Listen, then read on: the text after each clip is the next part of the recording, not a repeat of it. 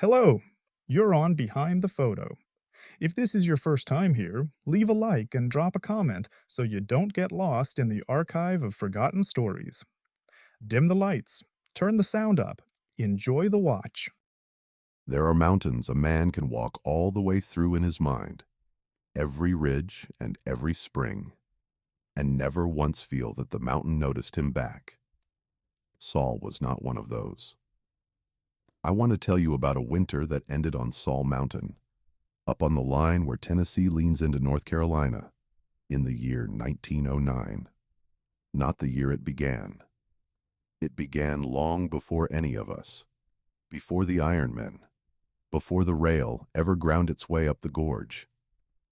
But 1909 is the year it stopped being a thing the old men would not repeat, and became a thing that was written down and then sealed away so carefully, you would think the paper itself could bite. Before I take you up there, do something for me. Tell me where you are listening from tonight, the town, the road, the kitchen, with the lights still on. Put it down in the comments. I read them. There is a particular comfort in knowing the exact places this voice is reaching. While I describe to you a place I would warn you never to go, a small thing before this one begins. If the kind of story you find yourself wanting more of is one you would sit with for a long evening, I have gathered 10 of them into a long night's listening. I call the Lantern Records. 5 hours, 10 counties. The same voice you are hearing right now, telling the ones I could not fit into a single night. You will find it linked down in the description and pinned right at the top of the comments. Go and look when this is done. Now then, the man this happened to was named Amos Whitfield, and he was a surveyor, 38 years old that winter, lean in the way of men who walk all day for a living. He had a careful face and careful hands, and a habit, when he was uncertain, of pressing his thumb against the back of his other hand, as though taking his own measure. I know enough about him to tell you he was not a believer in much. He believed in the level and the chain and the transit. He believed the world could be reduced to angles and elevations, and that a thing properly measured could be made to behave. He came up from the valley for a company, and I will not bore you with the whole of it, but the bones are these. There were iron mines below the mountain, real ones, and a narrow little railroad that ground its way up the gorge, hauling ore out and timber down. And the men who owned that railroad had a notion. They believed there was a way to drive a spur deeper into Saul itself. To reach ore they were sure was sitting in the dark under all that grass. And to do it, they meant to use what was already there. Because here is the thing almost nobody outside that country knew. There were tunnels under Saul Mountain already. Old ones. Older than the Iron Men. Older than they had any business being. The company had a set of survey notes from the year 1873, when a party had gone up to chart those tunnels and bring back a map. The notes existed. The map did not. The map had never come back, and neither, in any way that mattered, had 2 of the men who went up to make it. There were 3 of them in 73. I know their names because they are written in the notes themselves, in the front, the way a surveyor lists his party. The chief of it was a man called Asa Penland, an engineer the railroad thought a great deal of, a man with a reputation for going into hard country and coming out with clean numbers. With him were 2 others. One was named Rance Boyd, a local man hired as a guide and chainman because he knew the high ground. The other was a young fellow, listed only as Verlin Sneed, 22, of the Notch, taken on for his back. Of the 3, 2 never came down the mountain at all. Josiah Frayne did not come down. Neither did Verlin Sneed, the youngest. What came down, 4 days after the party went up, walking the gorge road in the dark with no lantern, and no coat in the last cold of the year, was Rance Boyd alone. And the men who found him said afterward that they almost did not know him. Not because he was hurt. He was not marked. It was the way he carried himself, they said, and the way he watched the dark at the edges of things, and the fact that he walked the whole way down a mountain. He knew better than his own dooryard, as though he were afraid of putting a foot wrong, as though the ground itself had become a thing he no longer trusted to hold him up. He never gave a clear account. He lived a little under a year after that, and most of it he spent indoors, and the people who tended him said that toward the end he talked, but not to them. He talked to the wall, low and even, and what he said had no story in it that anyone could follow. Only the same few things turned over and over. And one of those things, the people who heard it agreed on, even when they agreed on nothing else. He kept saying that it had counted him, that he had been counted and let go, and that being let go was the part he could not bear, because a thing only lets you go when it already knows it can take you whenever it likes. He died in the winter of '74, and they buried him at the Notch, and the railroad filed the 73 notes away unfinished. And there, the whole business sat for more than 30 years, until a new set of men, with a new set of ambitions, pulled it out of a drawer and decided that what the old party had lacked was simply better equipment and a steadier hand. That was the job they handed Amos Whitfield. Go up. Finish what the '73 party started. Bring back the map. He took one man with him, a rodman named Webb Tolliver, 24, big through the shoulders, the kind of young fellow who whistled while he worked and meant nothing by it. Tolliver was glad for the wages. He had never been higher up the mountain than the rail stopped, and he treated the whole assignment like a hunting trip with pay attached. I think about that sometimes, how light he was, going up. They came into a little place called Quill Notch in the last week of the year. You will not find it on a map now.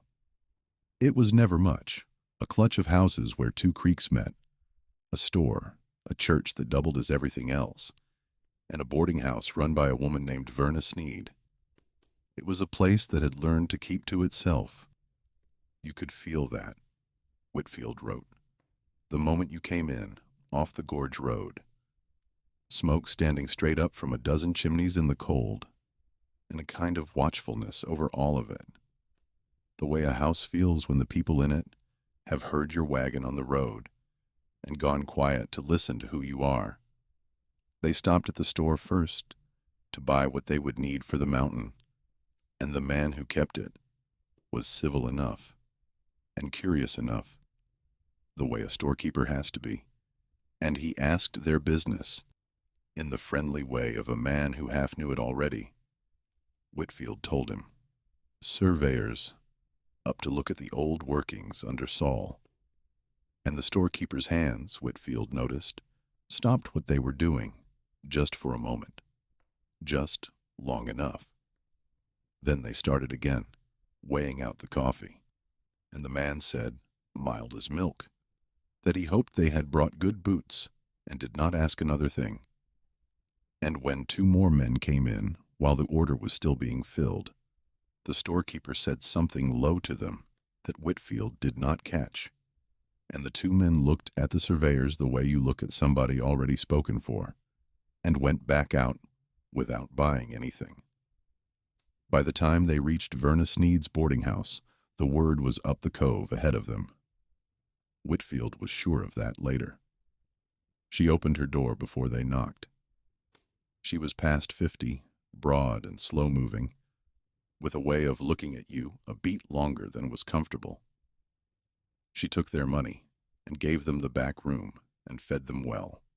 A good supper, more than two men needed, the kind of supper a woman makes when she has decided to be kind to people she has already privately resolved to worry about. And for that first night, she said almost nothing at all. There was one moment, though, that Whitfield set down. At supper, Tolliver, being young and easy and wanting to make talk, asked her whether her people had been long in the Notch, and she said her family had been there since before the church was built. And Tolliver asked, just chatting, just to be saying something, whether the Sneeds and the folk under a certain stone he had seen in the churchyard coming past were any kin, because he had read the name Sneed on it. And Verna Sneed put down the dish she was carrying, and she said that Verlin Sneed had been her mother's youngest brother, and that he had gone up the mountain in 1873, a young man of 22, and had never come down, and that there was a stone for him in the yard, but there was nothing under it, because there had been nothing to put there. And then she went into the kitchen, and they heard her moving about in there a long while. Not doing anything, just moving the way a person moves when they need their hands busy, so their face can do what it needs to do, where no one can see it. It was the second night that she spoke. Whitfield had spread the 73 notes out on her table to study them by lamplight, and she came in with coffee and stopped when she saw the paper. She stood there holding the pot. She asked him plainly what he meant to do with those. He told her. The survey. The tunnels. The spur the company wanted to drive. She set the coffee down very carefully, the way you set a thing down when your hands have just understood something your mouth has not caught up to yet. And she said, "You'll want to talk to Asa before you go up. Asa Penland." Asa Penland was one of the old people whose families had been in that country since before there was a line to lean across, before Tennessee was Tennessee. He was, by Verna's reckoning, somewhere near 80, and he lived alone up a side cove, with a dog and a garden and a great deal of silence. People went to him for weather and for sickness, and once or twice in a lifetime, for the kind of question you only ask a man who has been alive long enough to have stopped lying about the answers. Whitfield did not want to go. He was a surveyor. His business was with the rock, not with the people who lived near it. But Webb Tolliver thought it sounded like an adventure, and Verna Sneed had a way of making a thing feel less like a suggestion than a debt. And so the next morning, the two of them walked up the cove to the old man's place. He was sitting on his porch, as though he had been told they were coming, which in a small place he very likely had. Whitfield told him the job. He was proud of his manners about it, I think. He laid it out as one reasonable man to another. The tunnels, the map, the spur. He even said, the way men say a thing to be agreeable, that he had heard the old people had stories about the mountain, and that he would be glad to hear them, glad to write them down even, for the record. The old man let him finish. Then he looked at Whitfield a long time, the way Verna had, only longer, and what he said was this. He said, "We don't have a story about it. We have a rule about it, and the rule is that we don't go in." Whitfield waited for the rest. There was not any rest. He asked, as gently as he could, why not? What was down there? What had the old people seen? And Asa Penland said, "The thing I have turned over in my own mind, more nights than I would like to admit." He said, "You're asking the wrong question, son. You think there's something down there that did something to somebody, and that if you knew what it was, you could measure against it. But that's not how it goes. There's nothing down there that does anything. It's down there the way cold is down a well. You don't climb down the well to find out how cold the cold is. You just don't go down the well." Whitfield, being who he was, tried once more.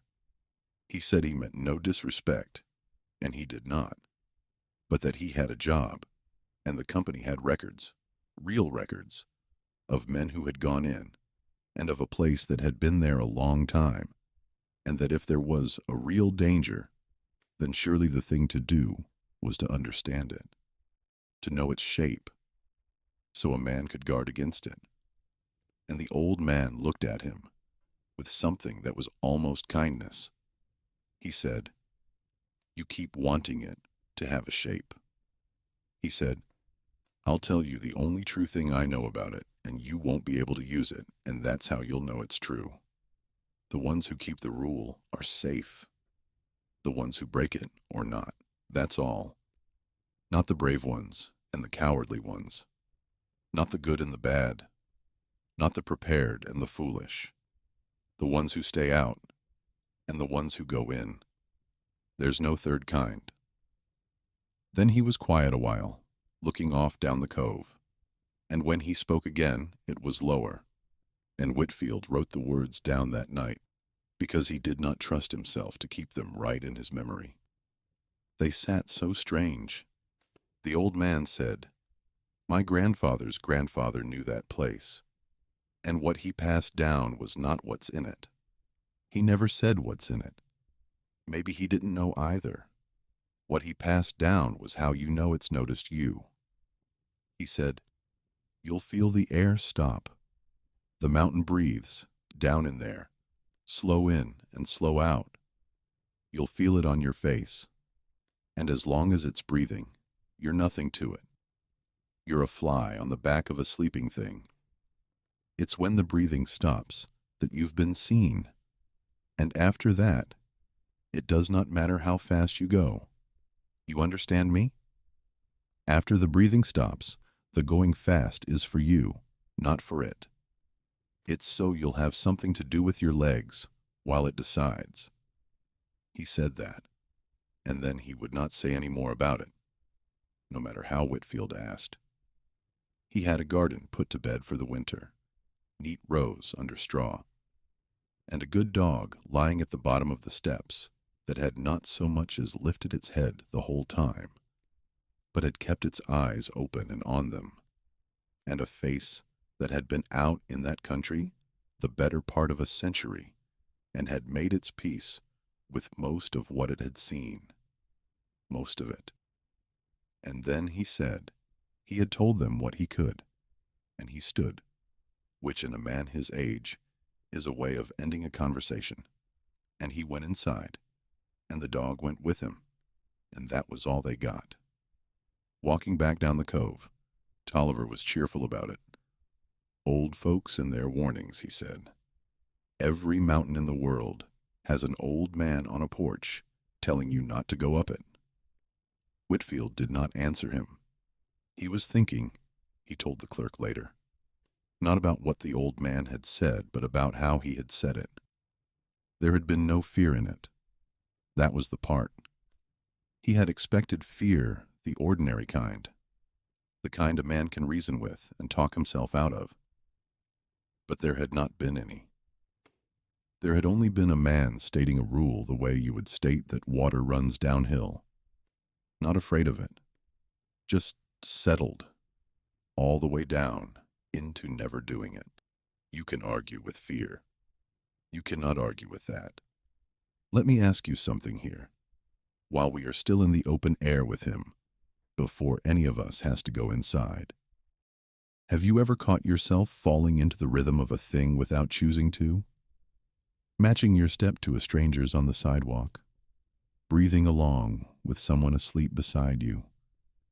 It is a small, ordinary, human thing, and most times it means nothing at all. But have you ever done it, and then felt, for no reason you could name, that you had better stop? That the falling in was a door you would rather not have opened? If you have, tell me about it in the comments. I think more of us know that feeling than would care to say it out loud, and I think Amos Whitfield would have given a great deal the morning that came next to have somebody tell him he was not the only one. They went up anyway. Of course they did. I would not be telling you this if they had not. The mouth of the first tunnel was about 2/3 of the way up the mountain, in a fold of ground below the great grassy bulge that Saul is known for. Those bare meadows up top, where no trees grow, and the wind comes from everywhere at once. The 73 notes put the opening near a spring, and the notes were good, and they found it in the early afternoon of their first day up. A black slot in the hillside, taller than a man, framed in old cut stone. That was the first wrong thing. Cut stone. Dressed and fitted, the kind of work that takes masons and time. Whitfield knew iron mining, and iron mining does not dress its tunnel mouths in fitted stone, and the ironmen had not been there long enough to do it, even if they had wanted to. The 73 party had noted the stonework too, and had wondered at it, and had written, in a careful surveyor's hand, a single line that Whitfield had read a dozen times, by lamplight without understanding it. The line was, "The work does not match the workers we can account for." He stood in front of that stone a long while.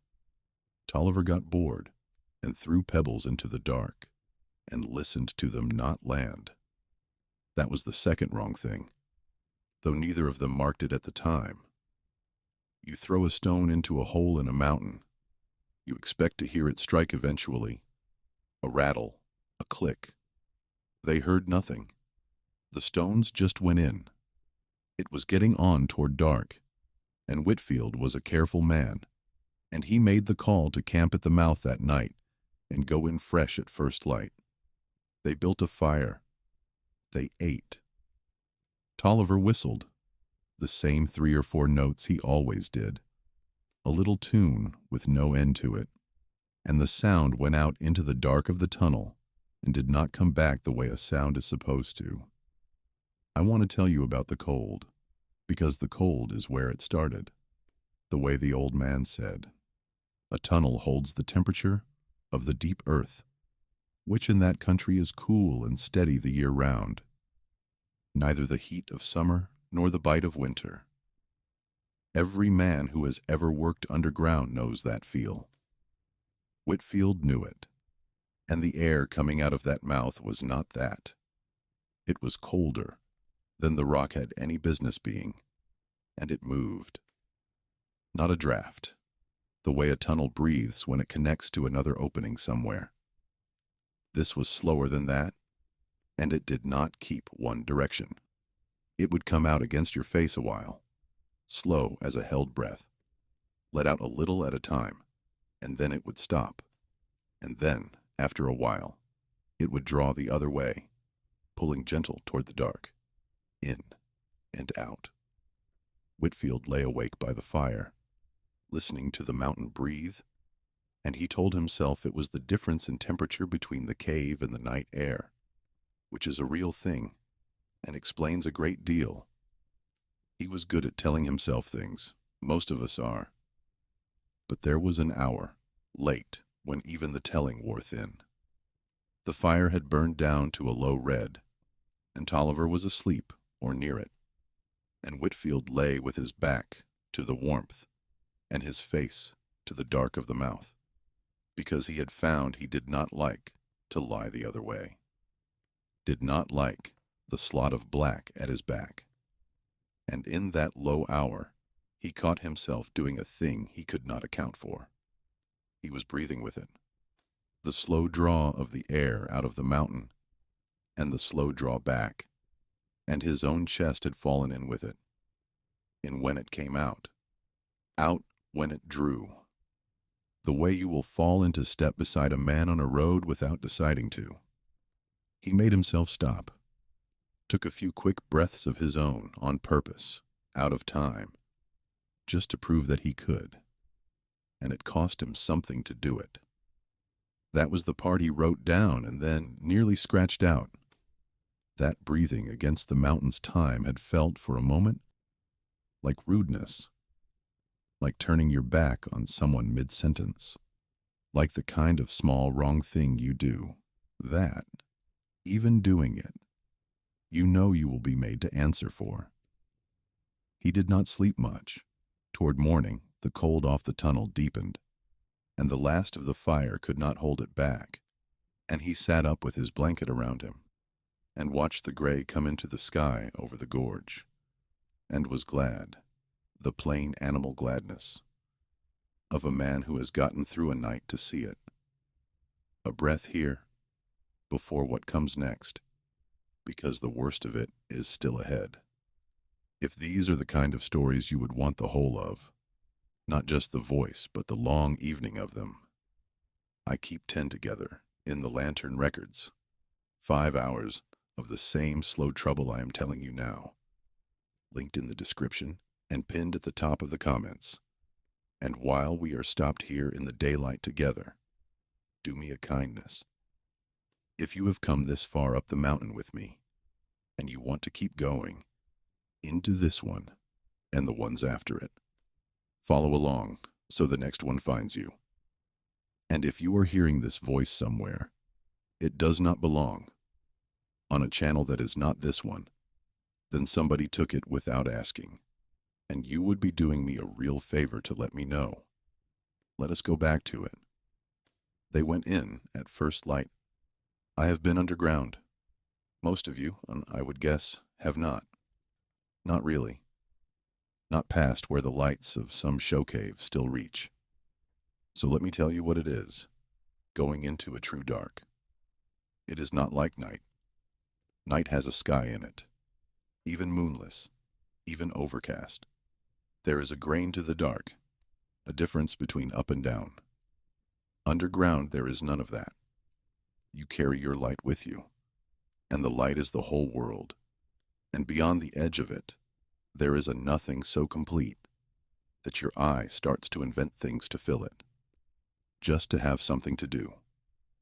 You learn fast not to trust what the edge of the light shows you. The 73 notes had it right for the first part. The tunnel ran level and straight back into the mountain. That same fitted stone for 100 feet or so, then giving way to natural rock. A passage that someone, sometime, had widened and smoothed, but not made. There were marks on the walls. Whitfield studied them by lantern. Tool marks, he decided, old ones, though not like any tool he knew. And among the tool marks, here and there, other marks. Lines cut deep and deliberate into the stone, in clusters, in rows. He counted them, because counting was what he did. It was how he kept the dark from getting into him. And he noticed, after the third cluster, that they were always in groups, and that the groups were getting bigger as they went in. The first cluster he found was 4 lines. The next was 9. The one after that was more than he wanted to stop and count. Tolliver asked him what they were, and Whitfield said he did not know, which was true. And Tolliver said maybe the old miners kept a tally of something, days maybe, or loads of ore.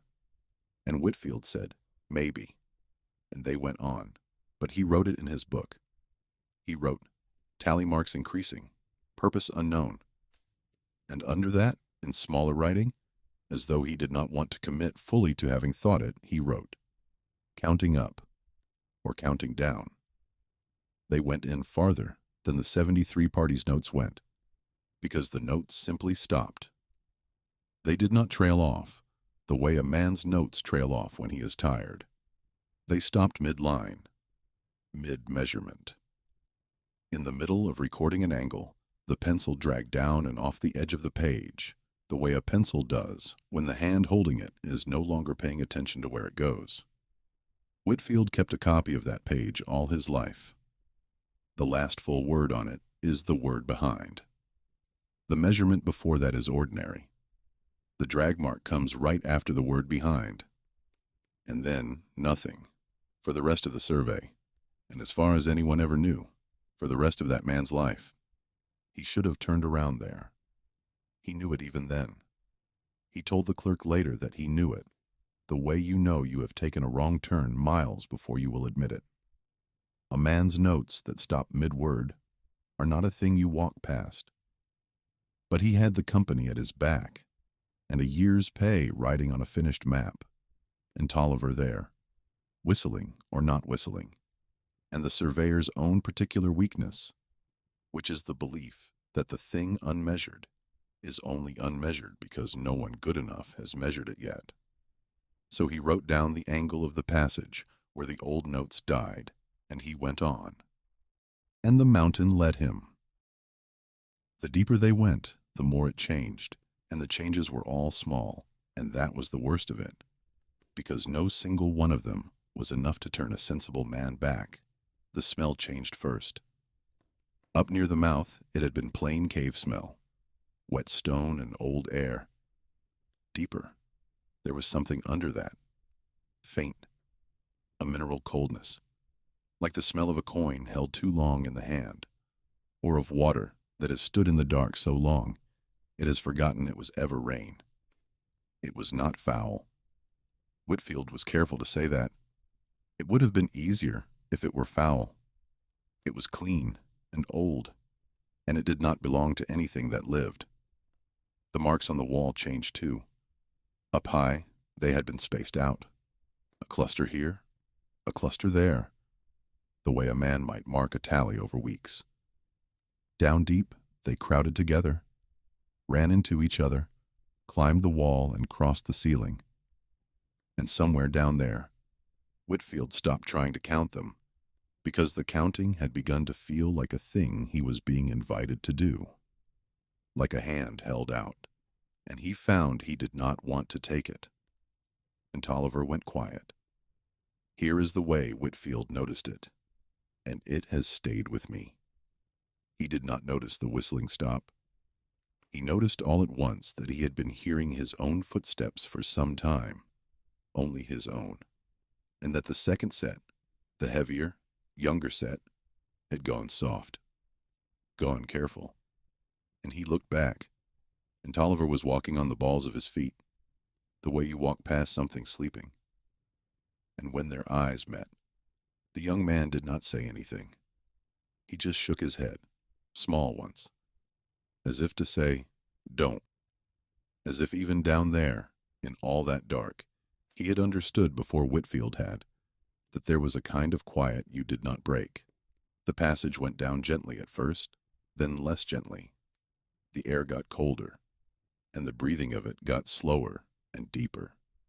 The in and the out stretching longer the farther they went, until it felt less like a draft, and more like keeping time with something. When Whitfield asked the young man if he was all right, Tolliver said he was fine, but he said it almost without sound, shaping the words more than speaking them, and he kept close to the light. This is the part where I have to tell you what did not happen, because what did not happen is the whole of it. Nothing jumped out at them. There was no figure in the dark, no eyes, no shape at the edge of the lantern's reach. If that is the kind of thing you came for, I am sorry, and I am not. Because what was in that mountain was worse than a shape, and the men who survived these things could never explain it to the men who had not.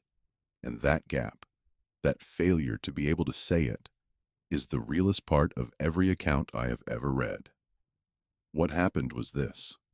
The passage opened out.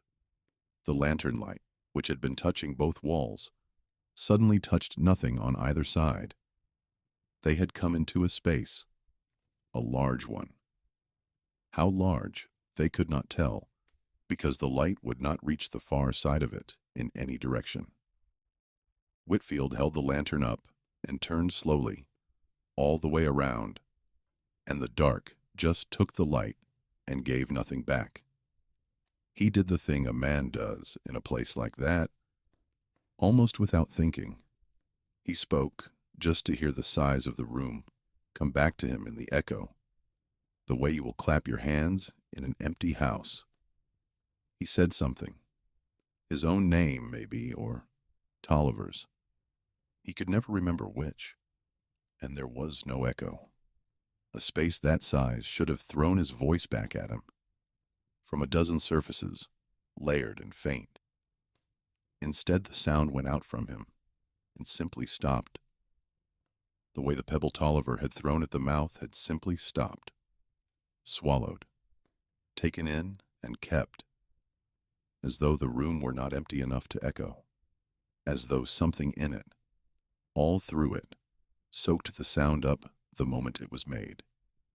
And Whitfield stood there, with the dead, flat silence of his own voice still hanging in him, and felt, for the first time, truly afraid, not of the dark, of the fullness he could not see in it.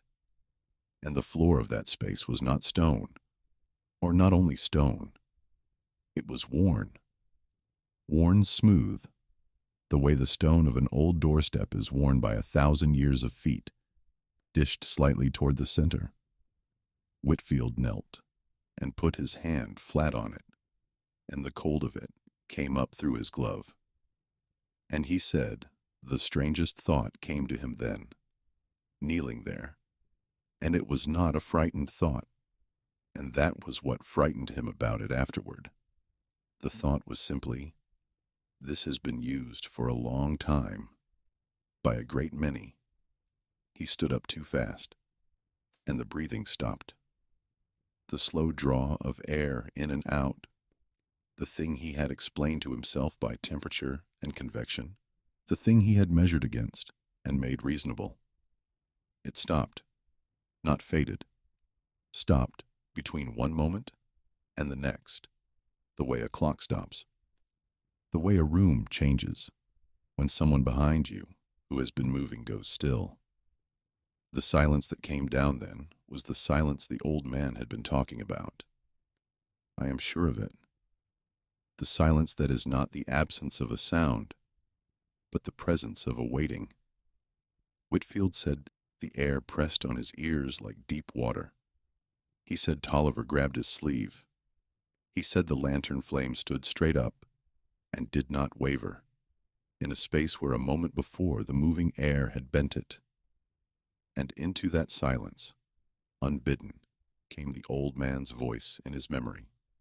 Every word of it, the way a thing you only half listen to will come back whole at the one moment you need it and cannot use it. You'll feel the air stop. As long as it's breathing, you're nothing to it. It's when the breathing stops that you've been seen. He had been seen. That was the knowledge that came down on him in that black room, complete, with no way around it. Not a fear of being seen, the fact of it. The certainty settling into him the way cold settles into a man who has stopped moving. That some attention, vaster and older than anything that should have a right to attention, had, just for now, for the first time in who knew how long, turned itself toward the two small warm things standing in the middle of its floor. What broke them loose was Tolliver. The young man made a sound, Whitfield said, that he had never heard a grown man make, and never wanted to again. And Whitfield turned to him. And Tolliver was not looking at the dark across the floor.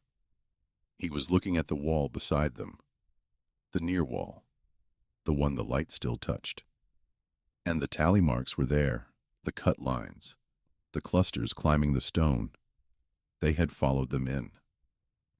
But there were more of them now than there had been on the way down. Whitfield was certain of it. Certain the way you are certain of your own name. That the wall they had passed coming in had not had the great dense field that was on it now. Hundreds of them, fresh cut. The stone dust still pale in the grooves, as though they had been made while the two men's backs were turned. While they stood at the center of the worn floor, listening to the dark breathe, something had been at the wall behind them, counting. That is when they ran, is when... I will not draw out the running. Running in a tunnel with a lantern is its own kind of horror. The light swinging, the walls jumping at you, the floor you cannot trust. They went up the way they had come down, and the breathing came behind them. Never hurried, never near. but never falling away either. Keeping its distance the exact way a thing keeps its distance when it knows it does not need to close it. And here is the detail I have never been able to set down without my own hands going cold. Tolliver was ahead, younger, faster, with the panic full in him. Whitfield was behind, with the light, calling to him to slow, to stay in the lantern's reach, because to lose the light down there is to lose everything. And Tolliver ran out ahead of the light into the dark of the passage, just for a moment, just a few strides past the edge of where Whitfield could see. And in that moment, the breathing changed. It came from in front of them, from the dark Tolliver had just run into. Whitfield stopped. He had to. To go forward was to walk toward the sound. He stood in the passage, with the lantern held out, and he called the young man's name, and there was no answer. And the breathing held, slow, patient, somewhere in the black ahead, right where a running man would be, if a running man had stopped. He stood there longer than he ever forgave himself for, and shorter than any of us would like to think we would manage. He told the clerk it might have been a minute. He told a friend, years later, that he thought it was probably less than 10 seconds, and that the worst part of his whole life was contained in them.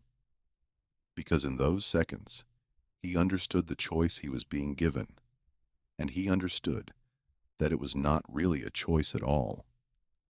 To go forward was to walk toward the breathing, toward the place where Webb Tolliver was, or had been, or was being decided about, and every instinct a decent man has was screaming at him to do exactly that, to go after the young man he had brought up the mountain, the one whose mother he could picture, the one who had whistled a tune with no end to it all the way up the gorge.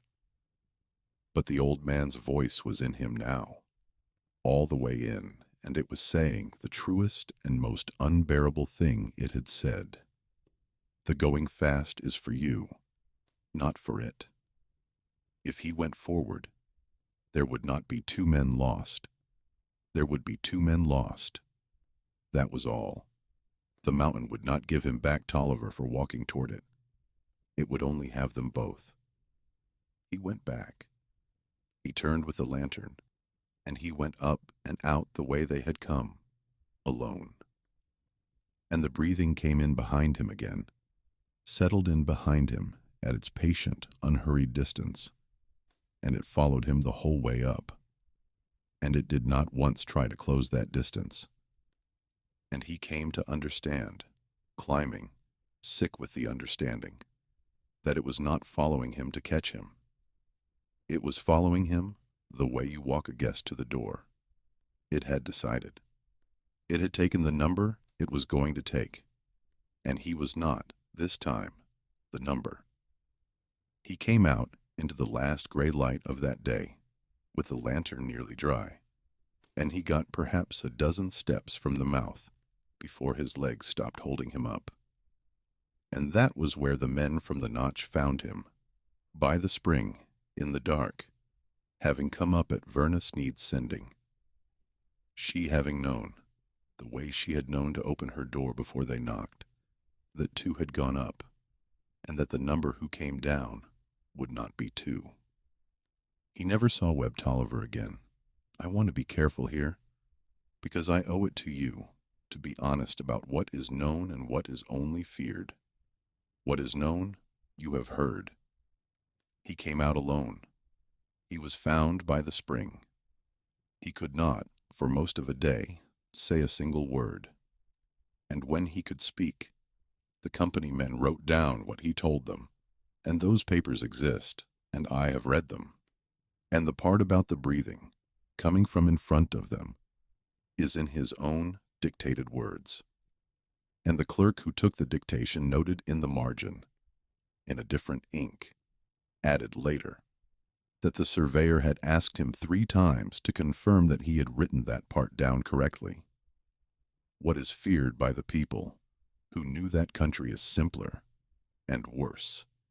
And it is this: that the mountain did not take Tolliver the way a rockfall takes a man, or a flooded shaft, or any of the deaths a mining country knows how to grieve. That it took him the way the old man meant when he talked about cold down a well. Not as an act, as a condition, as a thing that is simply true of that place. The way it is simply true that water runs down and not up. That what waited in the dark under Saul did not hunt Tolliver, did not chase him, did not need to. It only had to be where he was going to be, ahead of him, having counted, having already counted the number it was going to take. They sent men back in after. Of course they did. They went in 3 times that winter. The first party came back and would not speak of it, and quit the company's pay rather than go again. The second found the great worn floor and the wall of marks, and they brought a man with a camera and made a photograph. And the photograph, when it was developed down in the valley, showed the wall and the marks plain enough, and showed, in the lower corner, at the very edge where the light gave out, something that the men who had been standing there swore had not been in front of the camera when the picture was taken. I have not seen that photograph. I have read 3 separate accounts of it, and no 2 agree on what the something was. And I have come to believe that this disagreement is the truest thing about it, that it was the kind of thing the eye cannot hold. And so each man's eye made it into the nearest thing it could hold, and they were all different, and they were all wrong, and the thing itself went on being whatever it was. There is one more thing about that second party, and I give it to you plainly, the way it was given to me. The man who carried the camera was a careful sort, a recorder by temperament, and besides the photograph, he kept account. He counted the marks on the great wall, or tried to, working in sections by lantern, and he wrote the running total in a pocketbook. The number he had reached when the party turned back is in the depositions. I will not say it aloud, because numbers said aloud have a way of staying with people, and I do not want to do to you what was done to him. But I will tell you this much. It was a specific number, an odd one. The kind of number that means something to whoever is keeping it, and nothing to anyone else. And the man who carried the camera did not finish out the year. And the people who sat with him at the end said that he, like Rance Boyd before him, talked toward the last, low and even, to no one they could see. And what he said over and over was a number. The same number, his own count, as though he had carried it out of the mountain, the way you carry a splinter out under the skin, and it had worked its way inward, and there had been no getting it back out. The third party did not come back at all, and that was the end of the company's interest in driving a spur into Saul Mountain. It was then, in the spring of 1909, that the old people of that whole country were finally asked, formally, by men with authority, what they knew. And there was, the records say, a meeting, and it lasted into the night, and at the end of it, the elders gave their answer, and their answer was set down. I have thought a good deal about that meeting, because of all the documents. The record of it is the one that humbles me most. A handful of company men and county men, men of standing, men used to being the ones who decided things, sitting down at last across from the old keepers of that country, and asking them, after the mountain had already taken whatever it had taken, the question they should have asked first. And the old people, who had been telling them the answer for longer than the county had existed, in the only form the answer came in, which was a rule. They could have been bitter. By every account, they were not. The thing the record keeps circling back to is how patient they were, how careful, how they answered the questions that could be answered and went quiet on the ones that could not. Not to withhold, but because there was nothing on the other side of those questions, but the dark itself, and you cannot hand a man the dark. And what they said was not a story of a monster, or a spirit, or a curse. There was none of that. What they said was that the place under the mountain had been known to their people for longer than their people had words to measure it, and that it had never been a place of going in. It had always been a place of staying out, and that the staying out was not superstition, and it was not fear.